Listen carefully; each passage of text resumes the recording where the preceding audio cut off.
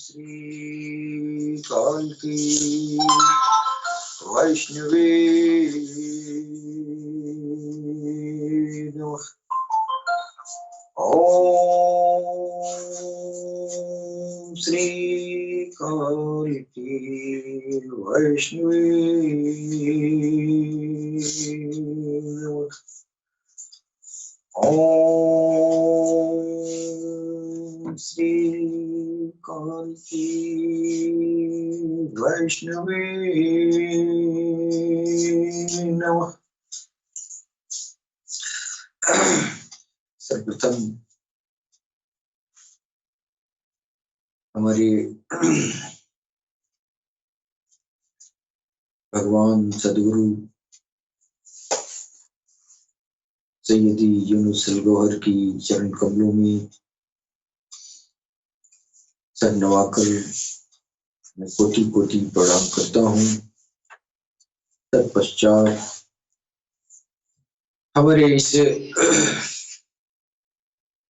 सर्वधर्म संभाव से ओतप्रोत हमारा यह मिशन मेहदी मसीह काल की अवतार फाउंडेशन इंटरनेशनल से जुड़े हुए तमाम मेरे भाई बहन सबको सलाम, नमस्ते, सत श्री अकाल, गौहरशाही मरहबा। विराजमान हमारे भगवान सदगुरु सैयदी के चरणों में पुनः मैं सर नवाकर प्रणाम करता हूँ।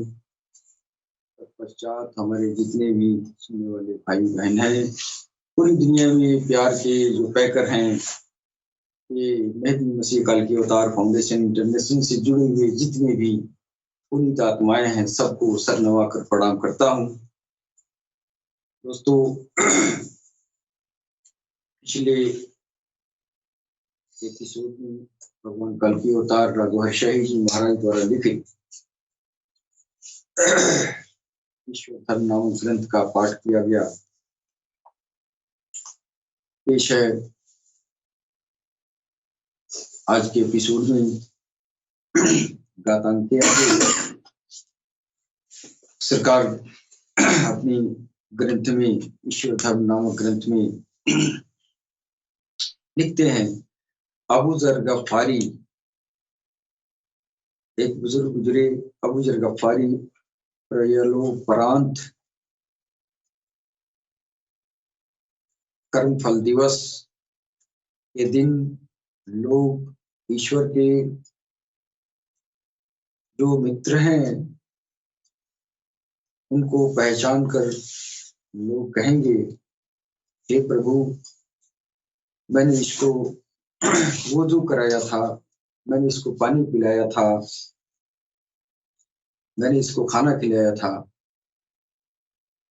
उत्तर आएगा, उसको बख्श दो।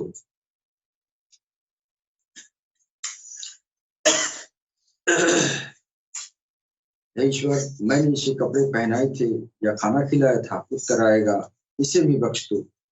इस प्रकार अगणित आत्माएं, अगणित लोग इनके द्वारा बख्शे जाए। एक हदीस कुदसी है, जिस किसी ने मेरे वली, साधु, संत और मित्र के साथ शत्रुता करी, मैं उसके विरुद्ध युद्ध की घोषणा करता हूं। ईश्वर का युद्ध एक दिन का सर काटना नहीं होता, बल्कि उनका ईमान काट दिया जाता है। जो अग्रिम संपूर्ण जीवन में नरक में प्रतिदिन पीड़ा से सिर कटता रहेगा, जैसा कि विलियम बाउल, जो बहुत बड़ा विद्वान और आराधक था, लेकिन मूसा की शत्रुता के कारण नरक में डाल दिया गया।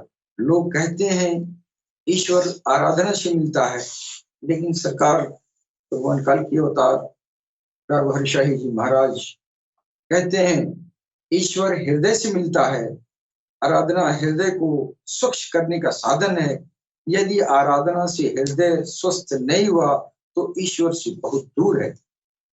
एक हदीस है, न कर्मों को देखता हूँ न कर्मों को देखता हूँ, न शक्लों को देखता हूँ, बल्कि संकल्पों और हृदयों को देखता हूँ। अलबत्ता आराधना से स्वर्ग मिल सकता है, परंतु स्वर्ग भी ईश्वर से बहुत दूर है। यह आंतरिक ज्ञान मात्र उन लोगों के लिए है जो अप्सराओं, हूरों एवं स्वर्ग की परवाह किए बिना ईश्वर से प्रेम, निकटता और मिलन चाहते हैं। मैं अपनी सनातन संस्कृति के लोगों से मैं ये बताना चाहूंगा, भगवान काल की अवतार सरकार राघव शाही जी महाराज जो दुनिया को बताना चाहते हैं, ये हमारे वेद पुराण की रोशनी में ये बातें हैं। एक बुजुर्ग गुजरे अबू जर गफ्फारी इस्लाम में, और उनसे ये बात जो है आई है कि मरने के बाद कर्म फल दिवस, जब दुनिया प्रलय हो जाएगी, प्रलय के बाद से एक ऐसा दिन आएगा जिस दिन में जो है सबके हिसाब किताब होगा, जिसको कर्म फल दिवस बोलते हैं।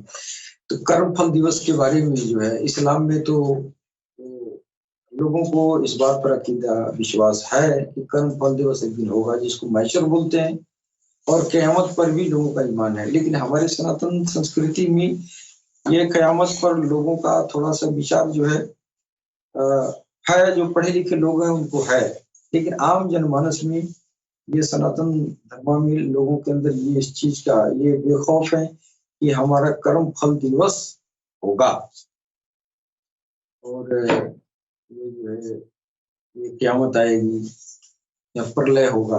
प्रलय की बात तो लोग करते हैं, लेकिन इस बात में यकीन नहीं है। लोग कहते हैं प्रलय बहुत दूर है, बहुत दूर है, और इतना दूर कहा जाता है जिसे लगता है कि वो बहुत निश्चिंत है कि हमारे जैसे पता नहीं कितनी पीढ़ियां आएंगी जाएंगी, प्रलय बहुत दूर है। तो इस बात पर जो है हमारे संस्कृति में इस बात पे जोर नहीं दिया जाता है कि प्रलय के बाद से इंसान का जो है एक कर्म फल दिवस एक मुकर्रर किया गया है, एक दिन तारीख फिक्स है कि एक न एक दिन ईश्वर हिसाब लेगा, जिसको महशर मैदानी महशर कहा जाता है जी। और उसको जो है वो हशर का दिन है, और उसको हम कहेंगे कर्म फल दिवस। जो आपने दुनिया में किया है और सारी आत्माओं को इकट्ठा किया जाएगा, वहां पर ईश्वर जो हिसाब लेगा। और जब वो जो है जब वो हिसाब का दिन आएगा, वो कर्म फल दिवस का मैदान सजेगा, उस समय लोग जो है ईश्वर की जो है वो जो लोग डरे हुए होंगे कि मेरा क्या होगा, मेरा क्या होगा। जब हर आदमी अपने अपने हिसाब में फेल हो जाएगा, देखेगा कि हमसे तो पारसा, हमसे तो पुजारी और हमसे बहुत परहेजगार लोग फंसे हुए हैं, हमारा क्या हाल होगा। तो ऐसी स्थिति में लोग जो है इस समय जो दुनिया में जितने भी ऋषि महर्षि साधु संत जो गुजरे हैं, तो ये साधु संत इन लोगों की आत्माएं वहां नजर आएंगी। तो वो लोग जो तड़प रहे होंगे, मारे दुख के चिल्ला रहे होंगे कि मेरा क्या होगा, वो मारे खौफ के डर के वो परेशान होंगे। ऐसी हाल में ईश्वर अपने दोस्तों का वहां जो है शान दिखाएगा, और वो जो है ईश्वर अपने जो उनके दोस्त ईश्वर के जो नजर आएंगे, तो ये दुनिया वाले कहेंगे कि ये जो है ईश्वर के सामने ये तो बहुत ही इसका मकाम बहुत ऊंचा है, ईश्वर के सामने इसकी बड़ी मर्यादा है। तो उसको लोग कहेंगे कि ये हमने इसको पानी पिलाया था, हमने खाना खिलाया था, हमने कपड़ा पहनाया था, और इसका बदला वहां पर जब ये कहेंगे ईश्वर के दोस्तों से, तो ईश्वर जो है उधर से हुक्म करेगा कि इसको बख्श दो। क्यों? कि मेरे मित्र को खाना खिलाया। वाह! ईश्वर के मित्रों को, ईश्वर के दोस्तों को इतनी बड़ी अजमत है। अब ये दौर कलयुग का चल रहा है, तो ईश्वर का दोस्त का कोई पहचान हो नहीं पा रहा है। अब ये दाढ़ी टोपी हब्बा कब्बा, ये पहचान असलियत नहीं है ईश्वर के दोस्त का। ईश्वर के दोस्त की पहचान भी बड़ी मुश्किल है। लेकिन जो असल में दोस्त होगा, वो महशर में जो मैदान सजेगा कर्म फल दिवस का के दिन, तो वो लोग जो है, जहाँ दुनिया में जिसको लान तान किया गया था, दुनिया जो है जिसको थू थू कर रही होगी, वहां पे उसको पानी की याद आएगी, भूल चूक से मैंने पानी भी पिला दिया था इसको। दुनिया जिसको ये जो है इनकार कर रही थी, दुनिया जिसको लान तान कर रही थी, अब उसकी शान जब देखेंगे तो वो उस समय कहेंगे ईश्वर से, हे प्रभु, हमने आपके दोस्त को पानी पिलाया है। तो प्रभु मेहरबान होगा, अपने दोस्त की शान दिखाएगा, देखो मेरे मित्रों की शान कितनी बड़ी है, कि बस तूने एक गिलास पानी पिलाया, इसको बख्श दिया जाए। आज भगवान कालकी अवतार सरकार राघव शाही जी महाराज के बारे में, ईश्वर के एक अदना सा दोस्त की बात का ये हाल है। एक अदना सा दोस्त है, और उस दोस्त का हवाला कोई देगा कि एक गिलास पानी मैंने पिलाया है, खाना खिलाया है, कपड़ा पहनाया है, तो उसकी बख्शिश हो जाएगी। अगर सरकार गौहर शाही भगवान कालकी अवतार मेहदी इमाम कि अगर किसी ने खिदमत किया, अगर किसी ने उनको एक गिलास पानी पिलाया, तो अंदाजा लगा ले कि उसका वो जो है कितना बड़ा जो है उसको पुण्य वहां प्राप्त होगा, कितना वो भाग्यशाली होगा। तो इस सरकार लिख रहे हैं कि ये इस तरह का जो है स्थिति कर्मफल दिवस के दिन आएगा।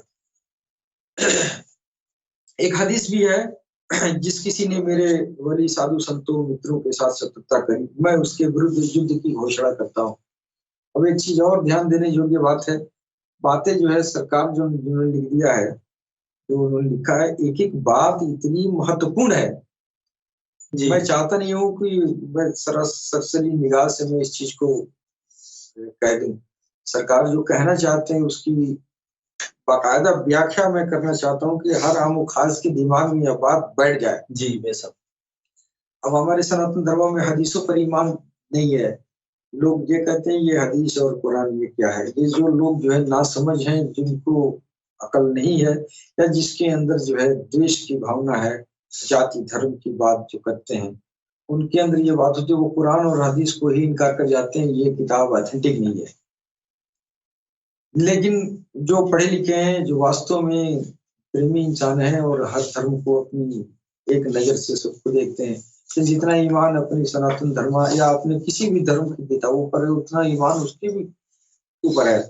अब हमारी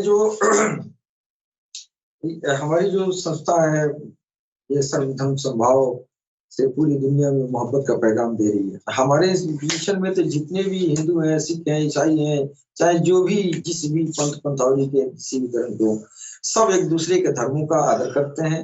एक धर्म सब एक दूसरे का जो है से प्रेम भी करते हैं, एक दूसरे की किताबों पर ईमान भी है, विश्वास है, यकीन है। तो इसी तरह हम भी सनातन धर्म से बिलोंग करते हैं। लेकिन हमको जो है, जितना हमको गीता पर, श्रीमद् भागवत गीता पर, या रामायण हो, या आपका जो वेद हो, चाहे पुराण हो, चाहे उपनिषद हो, जो भी किताब है, जितना हमको इस पर यकीन है, उतना ही हमको कुरान और हदीस पर भी यकीन है जी, और यही होना चाहिए। तो एक हदीस है, सरकार ने अपने जो है अपने ग्रंथ में इसका उल्लेख किया है, जिस किसी ने मेरे वली के साथ शत्रुता करी, यानी ईश्वर अल्लाह कह रहा है कि जो हमारे दोस्त के साथ दुश्मनी किया, तो फिर मैं उसके विरुद्ध युद्ध की घोषणा कर देता हूँ। अब युद्ध की घोषणा, भगवान का युद्ध कैसा होगा? भगवान तो तलवार लेके आए नहीं मैदान में लड़ाई करने हमारे आपकी तरफ, लेकिन ईश्वर कह रहा है कि मैं उसके विरुद्ध मैं युद्ध की घोषणा कर देता हूँ। इसको जो ईश्वर के दोस्त से दुश्मनी करता है। अब इंसान कितना इतना इस दुनिया में आता है, जब वो अपना मोहब्बत का पैगाम देता है, तो लोग दुश्मन बन जाते हैं, लोग दुश्मन बन जाते हैं। और इधर कुरान में जो है, इधर हदीस में अल्लाह कह रहा है कि खबरदार जो मेरे दोस्त से शत्रुता किया, फिर मैं उसके साथ युद्ध का ऐलान कर देता, घोषणा कर देता। अब यहाँ सोचने की बात है कि युद्ध की घोषणा अगर आम आदमी इंसान कर रहा है तो पता चलता है कि भाई घोषणा हो गई है, युद्ध की घोषणा हो गई है, तो हर आदमी को पता चल जाता है। लेकिन ईश्वर जब युद्ध की घोषणा करेगा एक आम इंसान से, तो उसका जो है कैसे पता चलेगा? तो सरकार लिख रहे हैं कि ईश्वर का युद्ध एक दिन का सर काटना नहीं होता है, बल्कि उनका ईमान काट दिया जाता है। उस इंसान का जो ईश्वर के मित्रों से दुश्मनी करते हैं, शत्रुता करते हैं, उनकी शिकायत करते हैं, तो ऐसे लोगों के सामने, ऐसे लोगों के साथ जो है, जो ईश्वर जो युद्ध करता है, तो उस युद्ध में जो है ईमान का सर कटता है, इस गर्दन को नहीं काटता है। इस गर्दन को काटने में दुनिया वाले ही काफी हैं। दुनिया में इंसान जो है इतने फितरतबाज हो चुके हैं। अब तो इस दौर में क्या कहा जाए, साधु संत वली फकीर, ये जो है पंडा पादरी न, ये जो है आलिम उलमा मौलवी, क्या कहा जाएगा, हर जगह स्थिति देखी जा रही है। लेकिन 100% नहीं है। इस अभी भी ईश्वर के, अल्लाह के नेक बंदे अभी भी इस दुनिया में हैं, और कभी भी दुनिया ईश्वर के दोस्तों से खाली नहीं रही है, अभी भी है।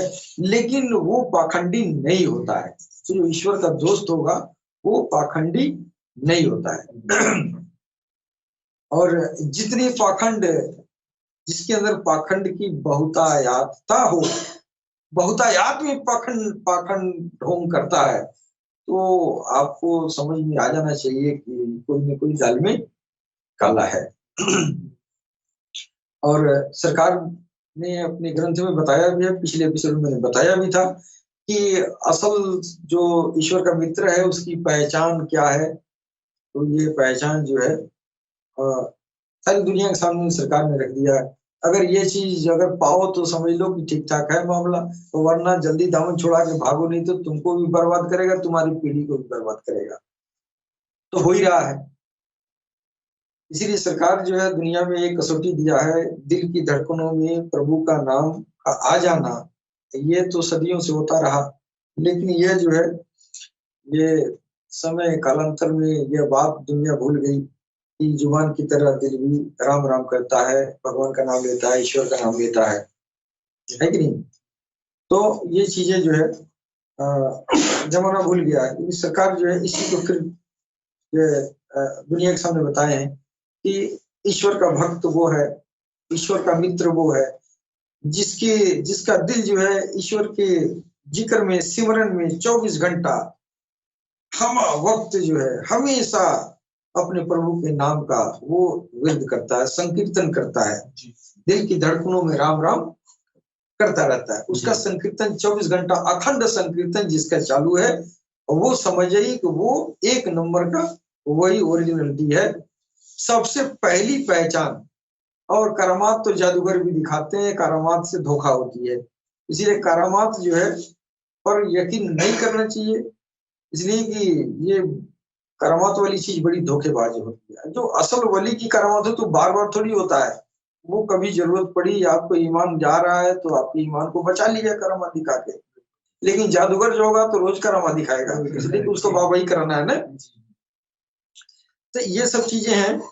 तो सरकार जो है लिख रहे हैं कि ईश्वर का जो युद्ध की घोषणा करता है, जो ईश्वर जो इंसान से लड़ाई करता है, तो वो क्या करता है, वो तलवार नहीं चलाता है, वो जो है वो उस इंसान का ईमान काट देता है। अब ईमान कट गया तो फिर वो बेकार हो गया, चाहे वो जीवन भर पूजा पाठ आराधना अनुष्ठान रोजा नमाज जकात हज जो मन करे सो कर ले, उसकी ईमान की कत्ल हो गया तो फिर किसी काम का नहीं।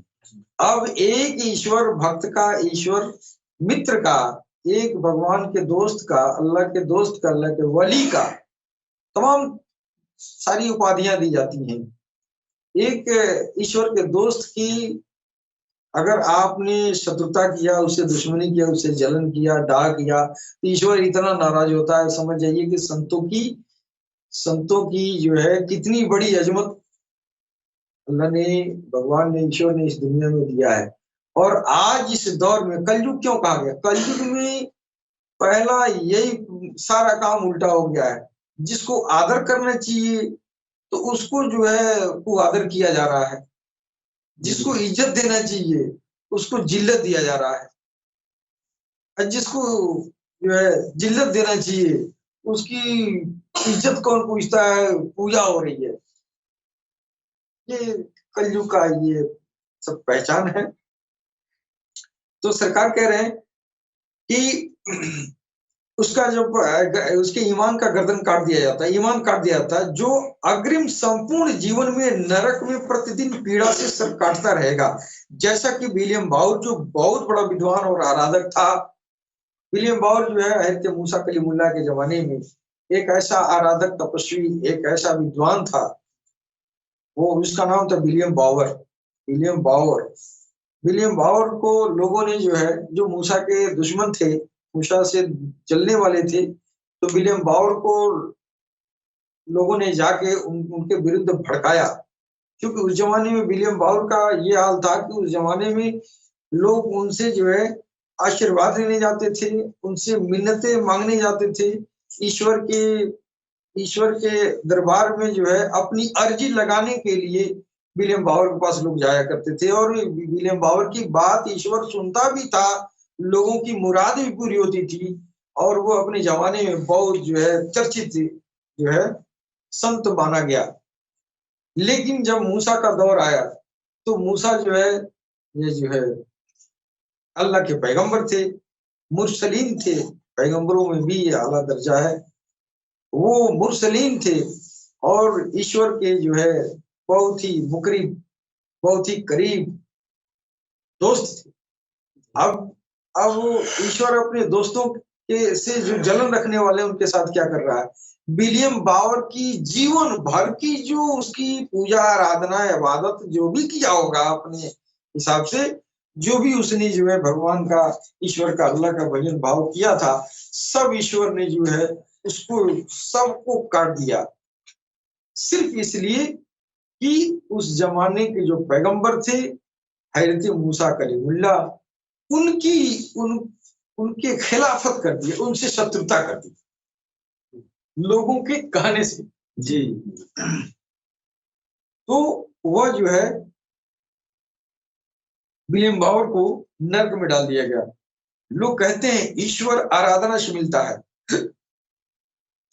लेकिन सरकार कहते हैं ईश्वर हृदय से मिलता है। आराधना हृदय को स्वच्छ करने का साधन है।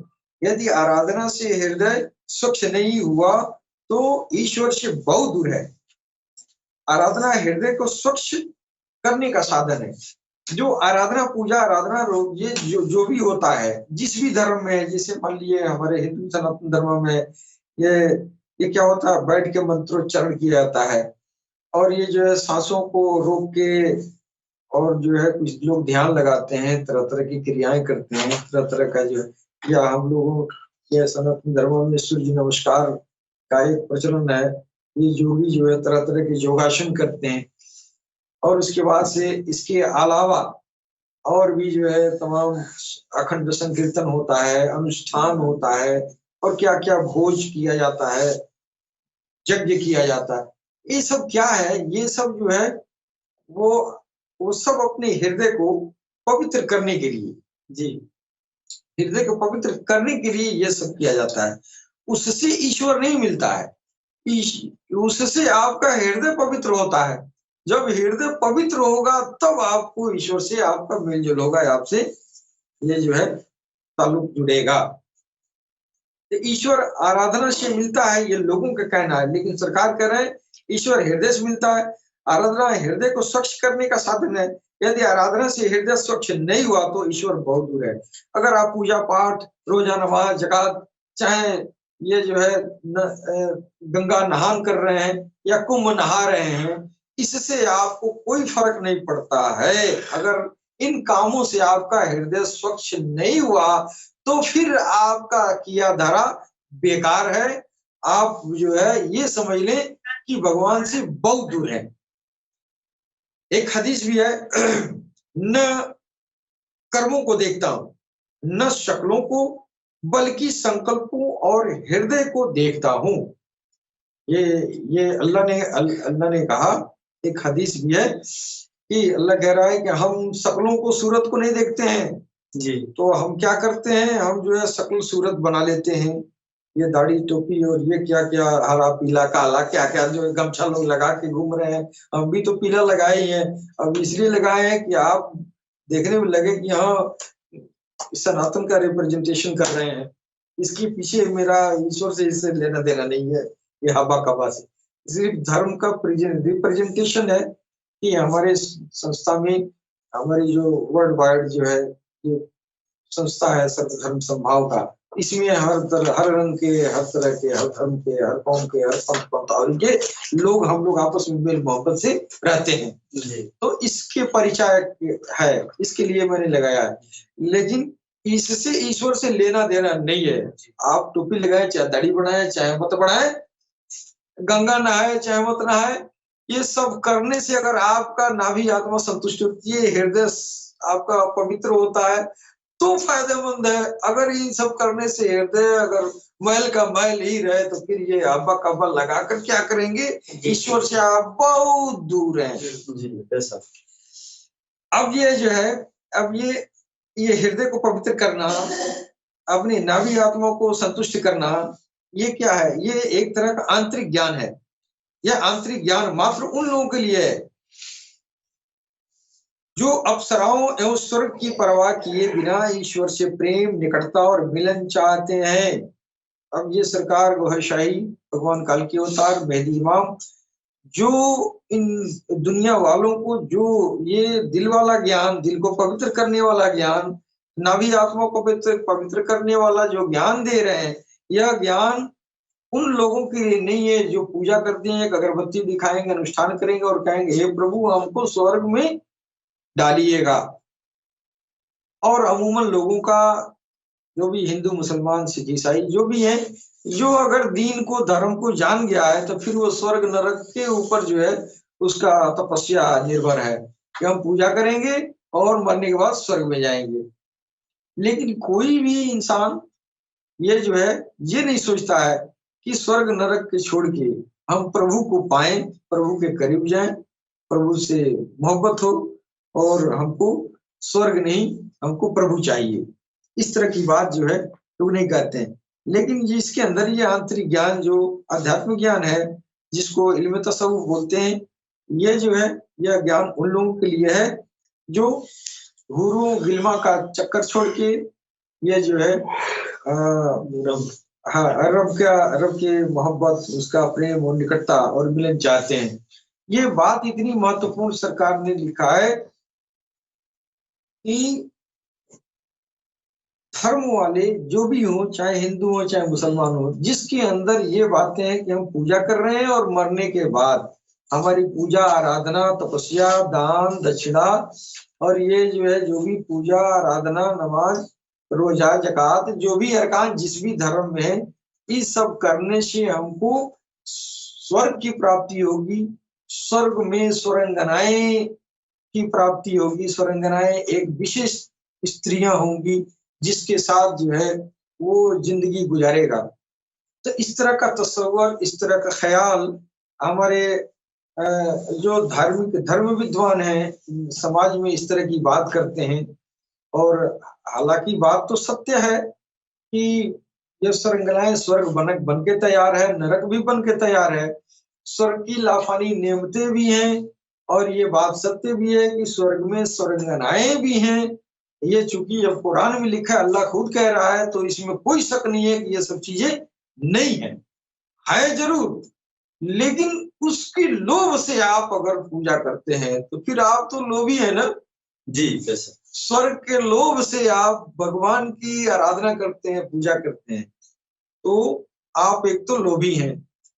अच्छा, धर्म विद्वान जो इस दौर में है, जो लोगों को बताते हैं कि स्वर्ग में स्वरंगनाएं मिलेंगी और उसके साथ तुम जीवन यापन करोगे जैसे इस दुनिया में यापन करते हो, और उस चीज को कुछ ऐसे, इस बात को, हालांकि अल्लाह का ये जो है ये फरमान है कि ऐसा आप लाफानी नेमतें हैं लेकिन इन नेमतों का प्रस्तुतिकरण दुनिया के सामने ऐसे किया जाता है कि एक नौजवान नया नया जिसकी नफ्स जो है एकदम ताकतवर है, 12 साल 18 साल का अगर कोई छोकरा है तो फिर उसका नफ्स भी 18 साल 12 साल का है। जितना ताकतवर वो है उससे ताकतवर वो है। और ये नाभी आत्मा खोजता ही है कि ऐसी चटकदार मसालेदार बातें आए जो एकदम उसके दिल को लग जाती है।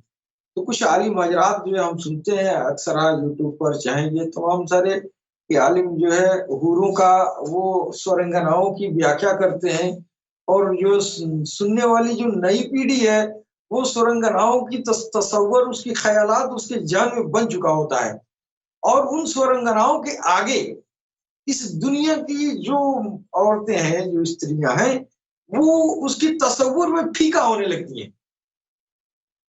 और जब उसको ये बताया जाता है कि ये इन औरतों से बेहतर वो औरतें हैं और उन औरतों के सामने ये कुछ भी नहीं है, तो एक मासूम, एक भटका हुआ मानसिकता, एक जो है जिसकी नाभी आत्मा इतनी प्रबल है उसके ऊपर कि बस वो उस आलिम की, उस ज्ञानी की बातें उसके जान में एक तरह का तस्वर बन जाता है। और कंडीशन ये बताता है कि देखो ये पूजा पाठ करने से बेहतर है बस अल्लाह की राह में शहीद हो जाओ। अल्लाह की राह में शहीद हो गए, बस शहीद तो इधर मरा, शहीद का खून जमीन पर नहीं गिरा तो फिर वो जन्नत में चला जाएगा। तो इस तरह की बातें, लोगों के भ्रामक चीजें, हमारे धर्म विद्वान लोग जो है इस चीज को, पीढ़ी को, या जो है किस दिशा में ले जा रहे हैं ये समझ नहीं आ रहा है। अब मेरा ख्याल है कि जितनी भी आतंकवादी गतिविधियां दुनिया में हो रही हैं, ये जो है तमाम, उसमें जो है खास तौर से नौजवान ज्यादा आते हैं, इसलिए कि उनके जान में ये चीजें बनी रहती हैं। वो नफ्स का वो जो है गलबा रहता है। वो हुरों की तस्वीर जब आता है तो कहता है कि साले मर ही जाए, इस दुनिया से भी झंझट खत्म हो जाएगा। अब मरने के बाद तो बस वो सुरंगनाएं तो मेरी गोद में आके बैठेंगी। तो इस तरह की जो नाभी आत्माओं, आत्मा को अपना तो नाभी आत्मा उसका मोटा ही रहा है, ताकतवर बनी रहा है। जो सुनने वाले जो ऑडियंस उनके होते हैं, वो ऑडियंस की नाभी आत्मा इतनी जो है खिल जाती है कि अब मरने का खौफ खत्म हो जाता है।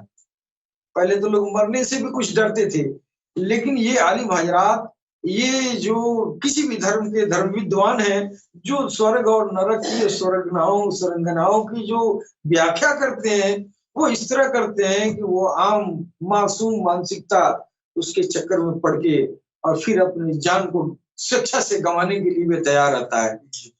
और देखा गया पहले तो ये जो है पिछले एतवार में ये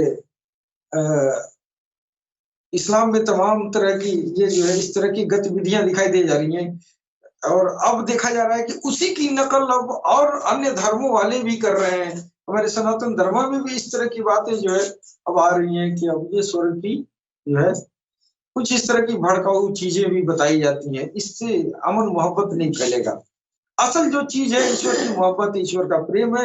ईश्वर के प्रेम के तरफ लोगों को बुलाना चाहिए, और जो है स्वर्ग की और नरक की परवाह किए बिना ईश्वर के प्रेम और निकटता और जो है ईश्वर की मोहब्बत, ईश्वर के इश्क की तरफ बुलाना चाहिए।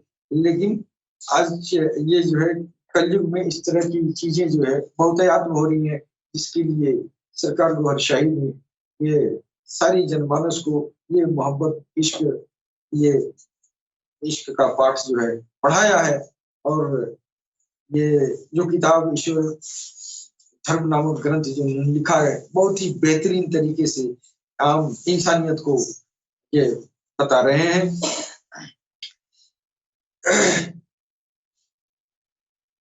सूरह कहफ में आया है, ईश्वर उन्हें किसी ईश्वर मित्र और मार्गदर्शक वली मुर्शिद से मिला देता है, जिनको वह जो है जिनको ईश्वर पसंद करता है और जिनको अपनी मोहब्बत में लेना चाहता है, जिनको अपना करीबी देना चाहता है, जिनसे अपना मिलन चाहता है, उनको उनके संपर्क में कोई अपने मित्र को से मिलवा देता है।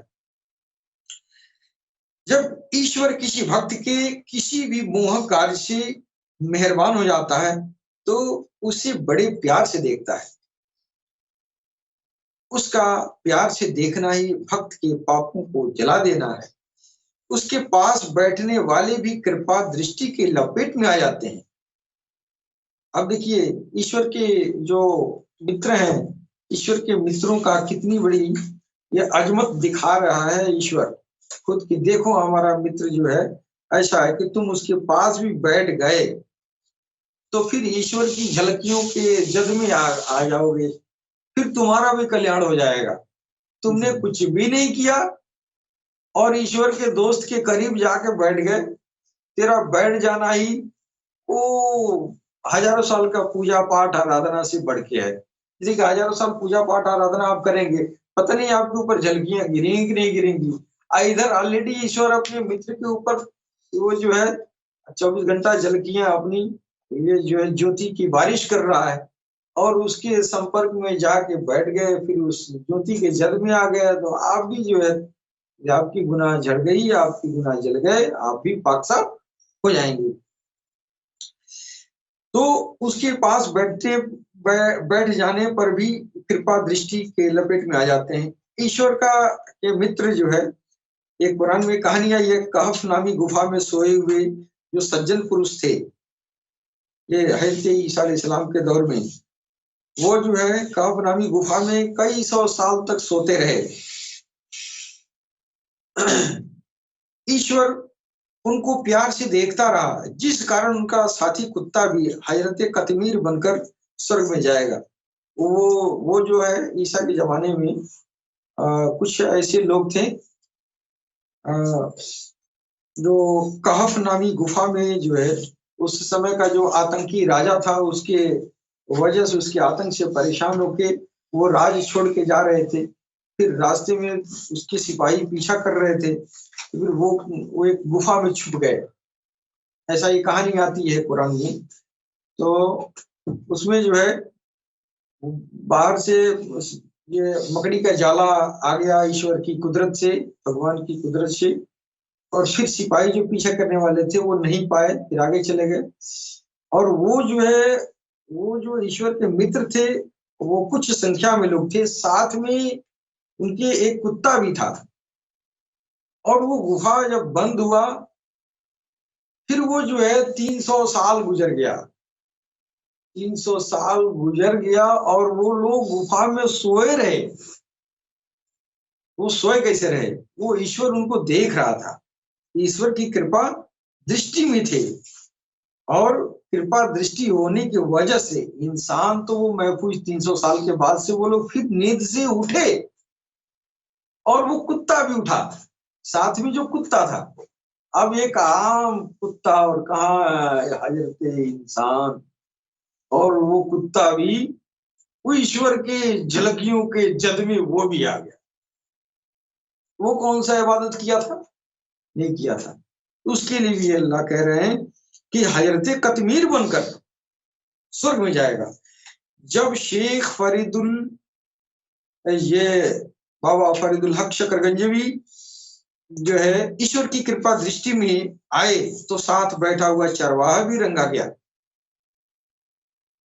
ये ईश्वर के दोस्तों की अजमत देखिए कि बाबा फरीदुल हक शकरगंजवी एक ऐसे बुजुर्ग गुजरे थे जिनका जो है वो हड्डी पसली सारे गोश्त जो है सब जो है कौवे खा गए थे, बस ये आंख बचा हुआ था। तो वो भी कौवा जो है इसे देख रहा था कि कौन सा आंख हम खाएं। तो वो जो है आप कहे कि एक खा लो, एक जो है छोड़ दो। एक पिया मिलन की आस लगी है, एक से पिया का दीदार कर लेंगे। तुम भूखा है तो एक आंख खा लो, एक छोड़ दो ताकि हम पिया को देखेंगे। तो ये बात, ये अदा जो है ईश्वर को पसंद आ गई और जो है उसी वक्त जो एक चरवाहा घूमते फिरते आया और देखा, कहा कि ये क्या कर रहे हैं? तो हम भगवान की, ईश्वर की, अल्लाह की तलाश कर रहे हैं। आता ही सब उल्टा कुआं में लटकने से भगवान मिल जाएगा? तो हाँ मिल जाएगा। तो क्या हम भी लटक जाए तो मिल जाए? हाँ तुम भी लटक जाओ।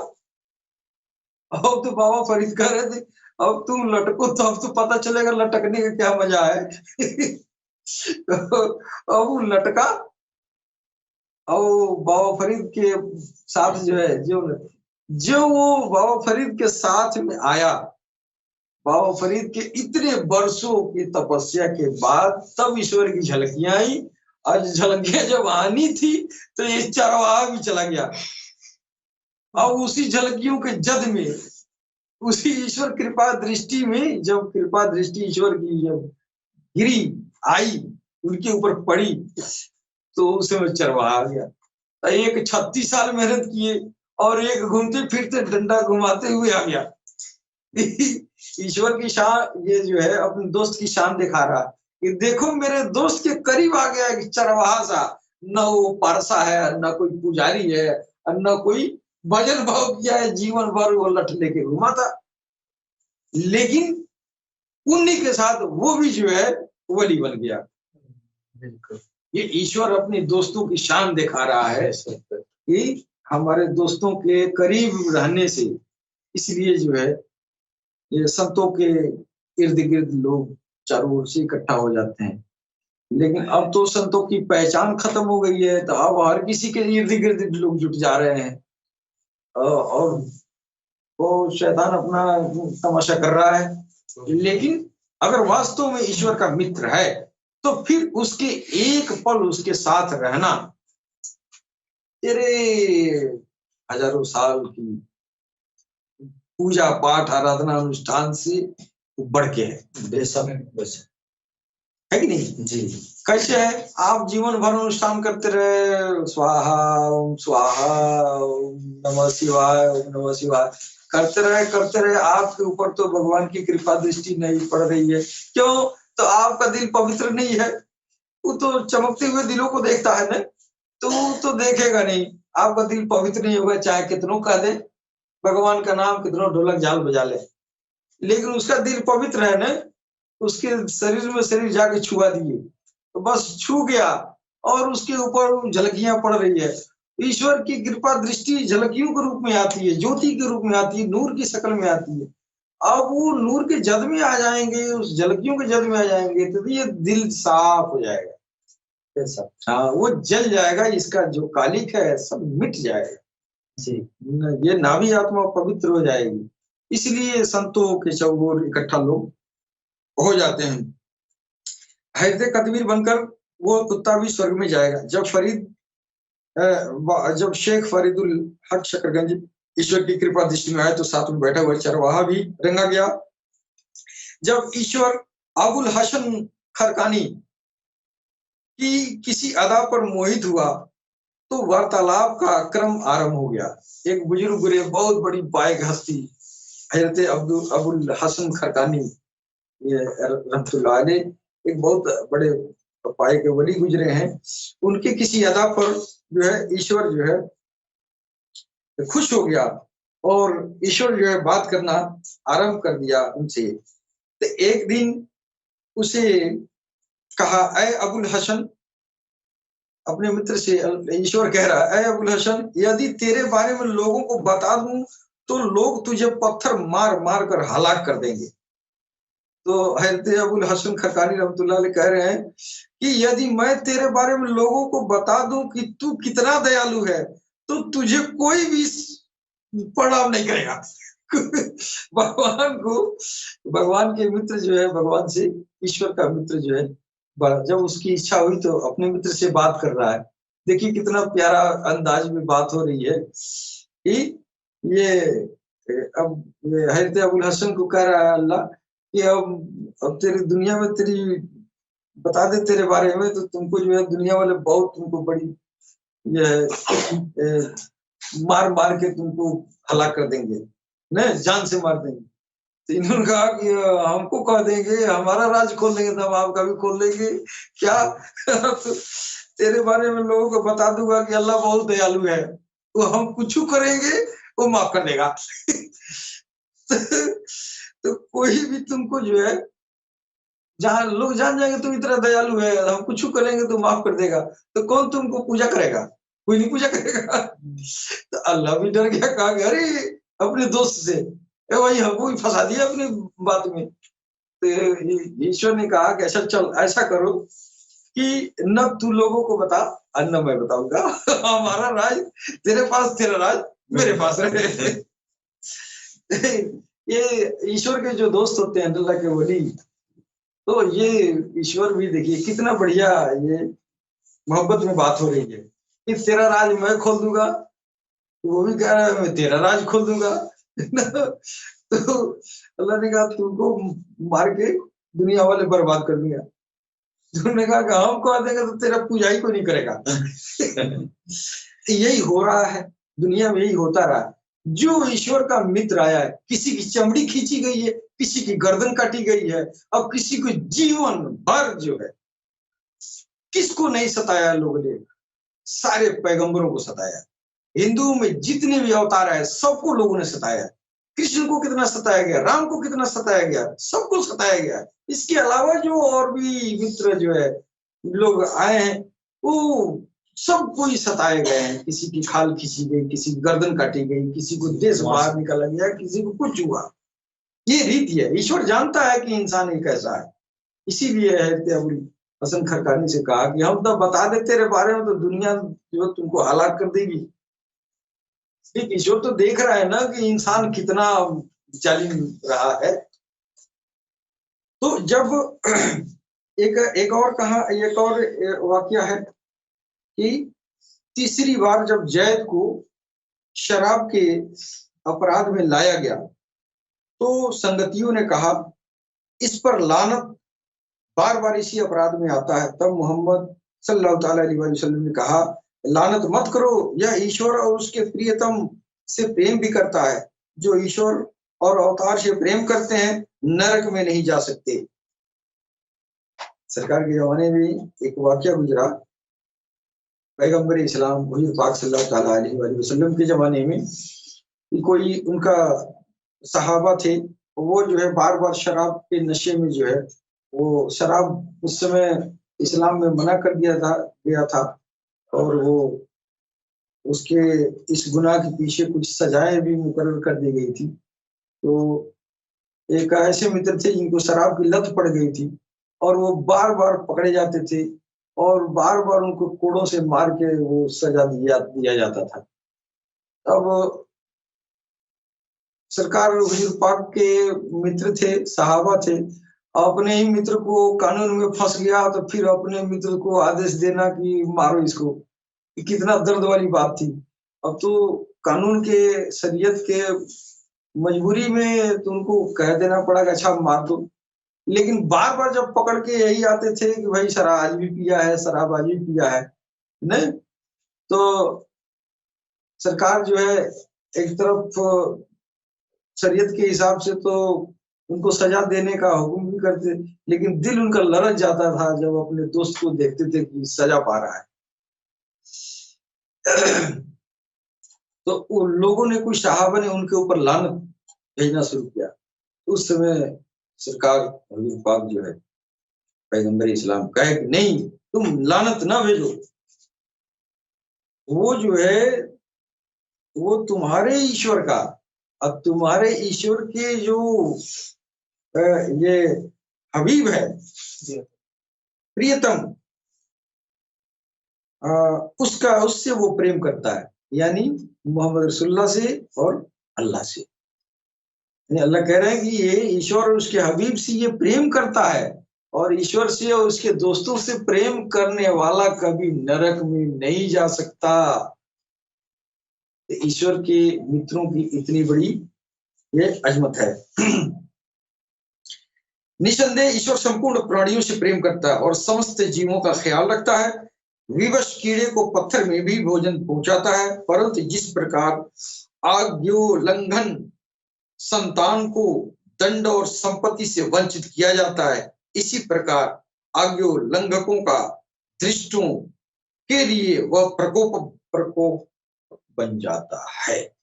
ईश्वर जो है जितना ही दयालु है, जैसे आम इंसान जो है, अगर पुत्र जो है उसका संतान अगर नाफरमान है, वो जो है दृष्ट हो गया, आज्ञाकारी नहीं है, तो फिर बाप जो है मजबूर क्या करता है, अपने दौलत से, अपने जो है अपने संपत्ति से, चल अचल संपत्ति से, उस संपत्ति से उसको बेदखल कर देता है।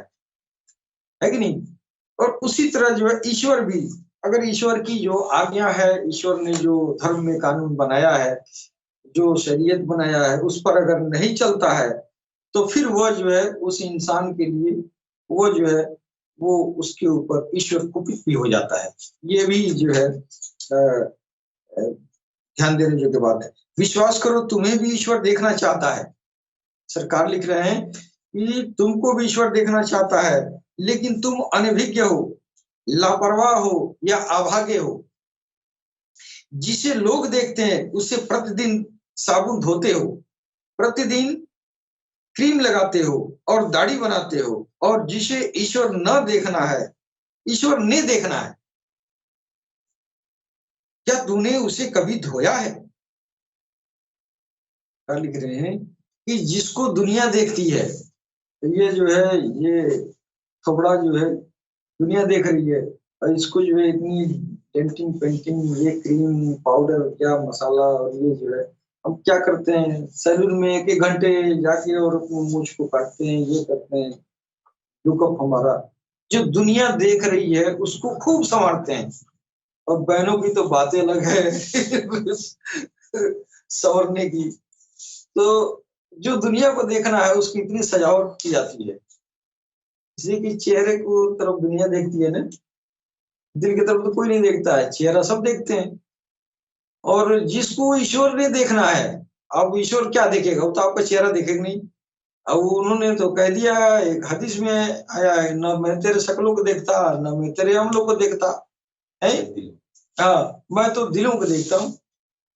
अब दिल की तरफ उसका उसकी नजर दिल की तरफ पड़ेगी। दिल मेरा ऐसा नहीं है कि उसको दिखा सके, इसकी सजावट मैंने किया ही नहीं है, इसकी धुलाई मैंने किया ही नहीं है ना। चेहरे की धुलाई बार बार करते हैं, इसलिए दुनिया को देखना है और दुनिया के दिखाने के लिए हम बार बार धोते हैं। लेकिन कभी मेरे ध्यान में आता नहीं है कि मैं दिल को भी धो लूं कि ईश्वर भी मेरी तरफ देखे। एक हदीस भी है सरकार हुजूर पाक सल्लल्लाहु अलैहि वसल्लम का कि हर वस्तु को धोने के लिए न कोई ये जो है अस्त्र है, कोई न कोई वस्तु है, जबकि दिलों को धोने के लिए ईश्वर का भजन है।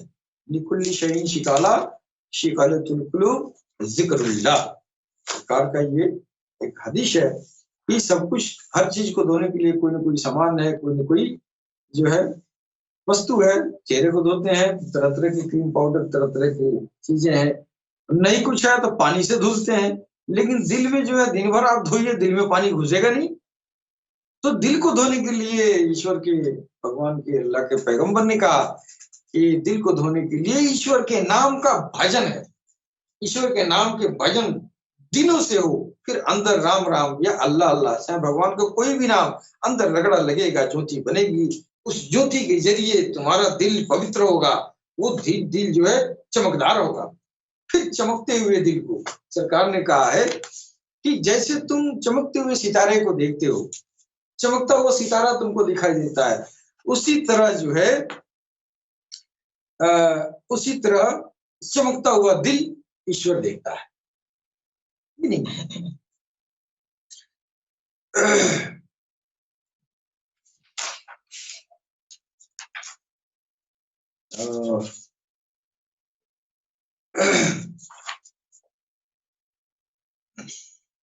पवित्र प्रेम का संबंध भी हृदय से होता है। जीवा से आई लव यू कहने वाले मक्कार होते हैं, प्रेम किया नहीं जाता। सरकार कह रहे हैं प्रेम किया नहीं जाता, हो जाता है।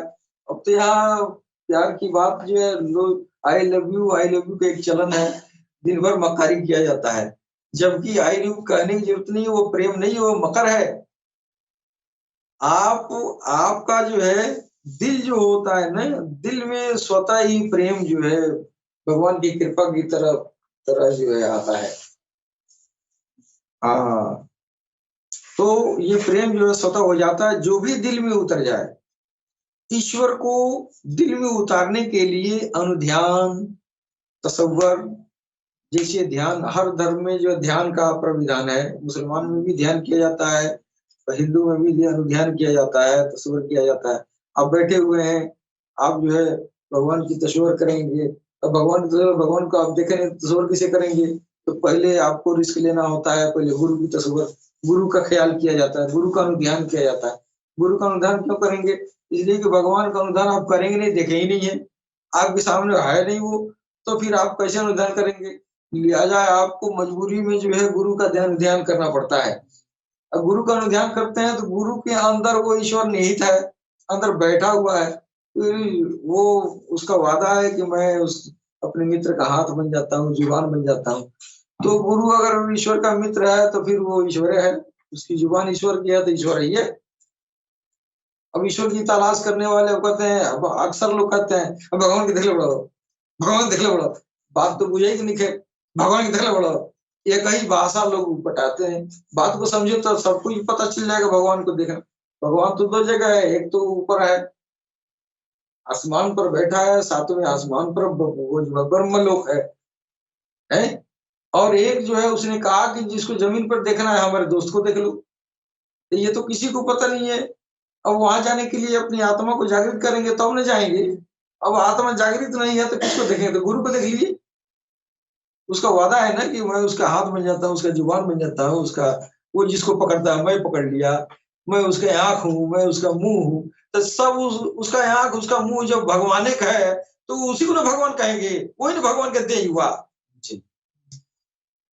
भगवान तो वही है। अब आपको इन आंखों से देखना है तो उसी को देख ले भगवान। अब फिर उसके पास जब रहेंगे तब तक तो इसी को देख के काम चला लें।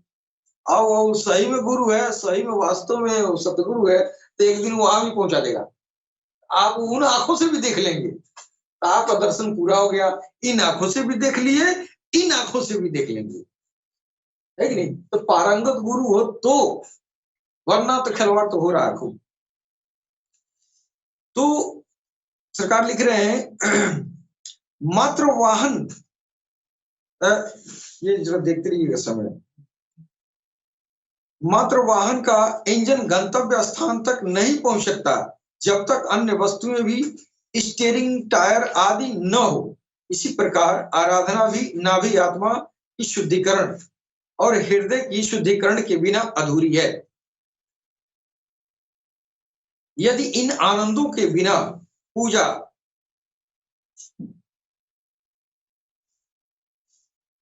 ही सब कुछ है, इन आनंदों के बिना पूजा ही सब कुछ है और स्वर्ग भी स्वर्ग है, फिर तुम दूसरों को काफिर, धर्म भ्रष्ट, मुर्तद और नारकीय क्यों कहते हो, जबकि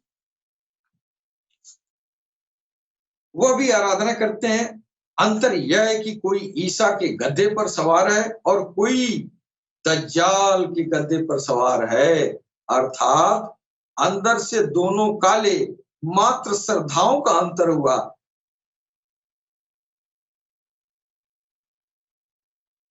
आगे जाएंगी, जीवा में आराधना परंतु हृदय में खुराफात, लोभ एवं ईर्ष्या, यह आराधना दिखावा कहलाती है। साधारण लोग इसी से हानिकारक प्रसन्नता, खुशफहमी में ग्रस्त रहते हैं और गुटों का शिकार, फिरकाबंदी का शिकार बन जाते हैं। इनका धर्म में प्रचार कार्य उपद्रव फितना बन जाता है। मान लो तुम 10-15 वर्ष से किसी धर्म वर्ग में रहकर आराधना करते रहे, फिर तुम दूसरे धर्म को सही समझकर उसमें सम्मिलित हो गए। इसका अभिप्राय तुम्हारा पहला धर्म वर्ग असत्य था। असत्य की आराधना स्वीकार ही नहीं होती है, अर्थात तुमने 10-15 वर्षों तक आराधनाओं को झुठला दिया। हो सकता है नया धर्म तुमने जो धारण किया है वो भी असत्य हो, फिर पिछली भी कई और अगली भी गई।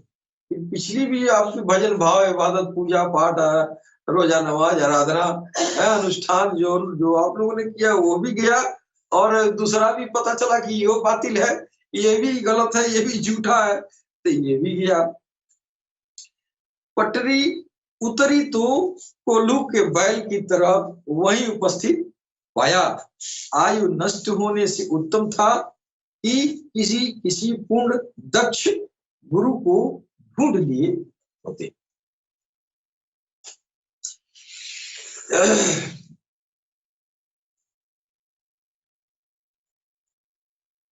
सरकार बादशाही का भगवान काल की अवतार का जो मत है, आपका कहना है समस्त धर्मों के पुण्य कारकों और आराधकों को एक लाइन में खड़ा कर दिया जाए और ईश्वर को कहो कि किसको देखेगा। जिस प्रकार तेरी दृष्टि चमकते हुए सितारों पर पड़ती है, वह मंगल ग्रह हो या शुक्र ग्रह या बेनाम सितारा, इसी प्रकार ईश्वर भी चमकते हुए दिलों को देखता है, वह धर्म वाले हो या निष्धर्म। बिन बिन इश्क दिलवर के सच्चल, क्या कुफ्र है क्या इस्लाम है। तुम ईश्वर की तलाश में मंदिरों, चर्चों और मस्जिदों की दौड़ लगाते हो। क्या इतिहास में कोई सबूत है कि ईश्वर को किसी ने भी किसी पूजालय में बैठा हुआ देखा हो? अरे नादान, ईश्वर का ठिकाना तेरा हृदय है। जी बेशक। उसको दिल में बसा, फिर देख यह पूजालय, ये इबादत गाहें और इनमें आराधना करने वाले तेरी ओर दौड़ लगाएंगे। हजरत वाजिद बुस्तामी रहमतुल्लाह अलैहि फरमाते हैं, एक दीर्घ समय काबा की परिक्रमा करता रहा। जब ईश्वर मेरे अंदर आ गया तो एक दीर्घ समय से काबा मेरी परिक्रमा कर रहा है। यह पूजालयें, पुण्यालयें हैं, जबकि यह दिल ईश्वरालय है। ईश्वरालय है।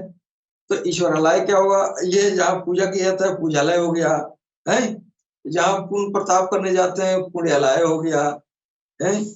जबकि ये दिल जो है यही ईश्वर का असली ईश्वर का घर है, ईश्वरालय ईश्वरालय है। पूजालयों में तू पुकारेगा और ईश्वर दिलों में पुकारेगा। पूजालय, अब मंदिर में जाए चाहे मस्जिद में जाए तो आप कहते हैं, आप पुकारते हैं अल्लाह को, लेकिन जब अल्लाह, ईश्वर, भगवान, प्रभु दिल में आता है तो दिल में वो पुकारता है कि नहीं? अक्ल वालों के नसीबे में कहा जो के जुनून, इश्क वाले हैं जो हर चीज लुटा देते हैं। अल्लाह अल्लाह किए जाने से अल्लाह न मिले, अल्लाह वाले हैं जो अल्लाह से मिला देते हैं। प्रत्येक धर्म का ये विश्वास है कि उसके अवतार की प्रतिष्ठा सबसे श्रेष्ठतम है, सबसे श्रेष्ठतम है। यही विश्वास, यही जो है अकीदा धर्म ग्रंथ वालों में युद्धों का कारण बना। बेहतर है कि तुम आध्यात्मवाद द्वारा अवतारों की सभा में पहुंच जाओ, फिर ही पता चलेगा कि कौन किस स्थान पर है और कौन किस श्रेणी में है। यहाँ पर सरकार जो है एक बहुत बड़ा उलझन दुनिया का यहाँ सुलझा दिया है इन्होंने, कि सारे धर्म वाले को ये विश्वास होता है कि हमारे धर्म में जो अवतार आए हैं, जो पैगंबर आए हैं, वो सारे लोगों से बड़े हैं। और यही अकीदा धर्म ग्रंथ वालों में युद्धों का, लड़ाई का, झगड़े का कारण बना। आज भी यही झगड़ा है। कोई कहता है मेरा राम बड़ा है, कोई कहता है मेरा कृष्ण बड़ा है, कोई कहता है मेरा मोहम्मद बड़ा है, कोई कहता है मेरा ईसा बड़ा है। बड़े तो सब है यार, अब तू सबसे बड़े के लिए आपस में लड़ते रहते हो। सरकार कह रहे हैं कि तुम स्पिरिचुअलिटी सीखो, रूहानियत सीखो, अध्यात्मवाद सीखो, फिर तुम जो है प्रभु के पास जब जाओगे, अवतारों की सभा में जाओगे, अपने अपने ये जितने भी अवतार आए हैं उनकी अलग उनकी सभा है। जब तुम्हारी आत्मा जागृत होगी तो उस सभा में जाएगी अवतारों के बीच, फिर वहां तो पता चल ही जाएगा कि किसका अवतार सबसे ऊंची कुर्सी पे बैठा हुआ है, फिर पता तो चल ही जाएगा, है कि नहीं?